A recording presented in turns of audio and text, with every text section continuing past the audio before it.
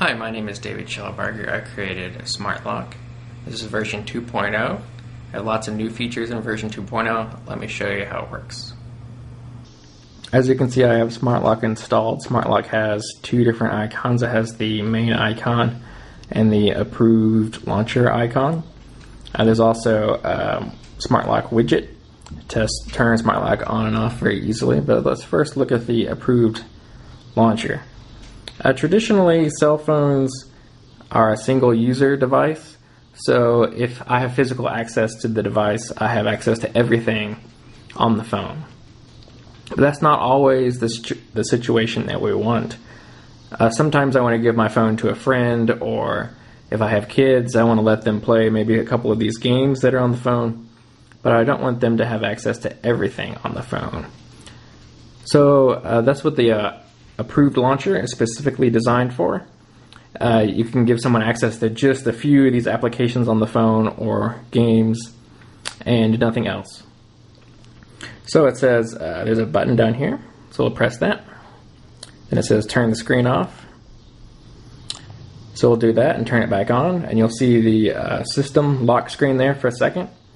And then at the bottom here it says launcher secure. So that's all there is to it. Now, if I was to give this phone to someone, they would only have access to these few applications that are on the phone. So if I try to hit the back key, it doesn't work. If I try to hit the home key, it brings up the lock screen.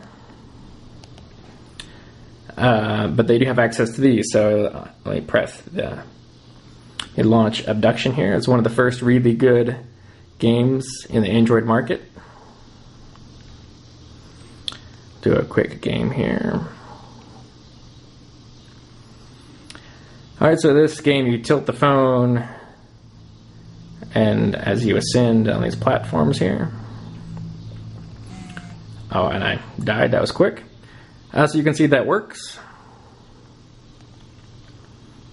If we want to do another game, here's Bubble Burst. Now, Bubble Burst isn't a full screen game. It has the notification bar up here, but even if you try to pull the notification bar down to see a text message or something like that, the screen will lock. So there's no way to leave these few applications or the approved launcher. And we can go back into the approved launcher. Alright, so that's how the approved launcher works. So let me show you some of the other modes of Smart Lock. So to get out of the approved launcher, we hit the home button. And we'll put in our unlock pattern, which is this. My phone's a little slower. This is one of the early versions of an Android phone. Yours is probably a little faster than this. Alright, so here's the main icon. We'll touch that. If we want to turn Smart Lock off, we just go down there. So there's three different modes. Child lock is what we were just using for the approved launcher. These little question marks here will tell you a little bit more about each of the different versions. Child lock is essentially designed for giving the phone to a child, and you can use it for a single application. So you can lock them into just that one application, or you can use the approved launcher, like we were just using to lock several applications in there. Smart Lock Classic is designed for personal use.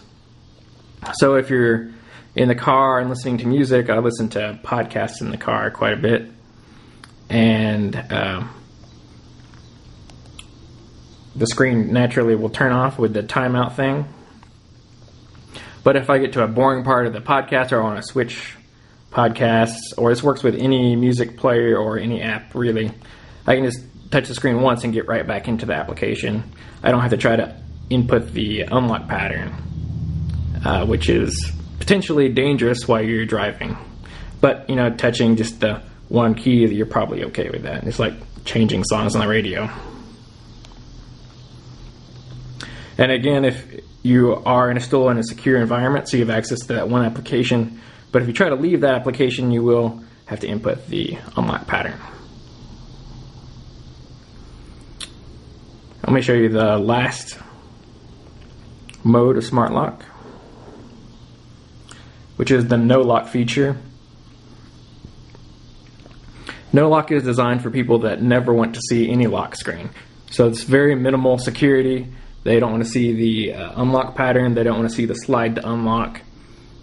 They just really don't want to hit any key on their phone and have it come on instantly. There's also a bunch of settings for each of these versions. There's some shortcuts here. If you want to watch more in-depth videos, you can click this link here, or you can give me feedback. I'd love to hear what you like about Smart Lock, what you don't, if you have any problems. If you haven't downloaded Smart Lock yet, you just search for Smart Lock in the Android market, and you can download it there.